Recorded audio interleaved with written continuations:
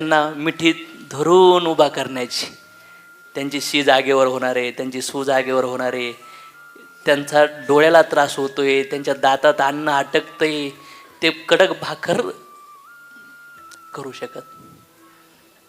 हे संघर्ष आहे बापात.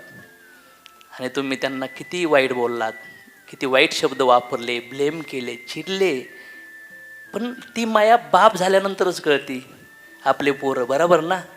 मग आपण ज्यांचे पोरं आहेत त्यांचं काळीज कधी समजून घेतलंय का मित्रांनो? घ्यायला पाहिजे का नाही घ्यायला पाहिजे? एक्सप्रेस करा. त्यांनी किती वेळा म्हणले बाळ वाव गुड, किती जबरदस्त, किती पप्प्या घेतल्यात, किती खांद्यावर घेतलंय. अरे पडला ना तर आईच्या आणि वडिलाच्या काळात धस व्हायचं की माझ्या बाळाला काय लागलं, लगेच मलम लावायचे की नाही लावायचे. आता मोठे झालो आपण ना, कुठंतरी दुरावा आला असन किंवा प्रेम व्यक्त केलं नसल तर भेटा, मिठ्या मारा,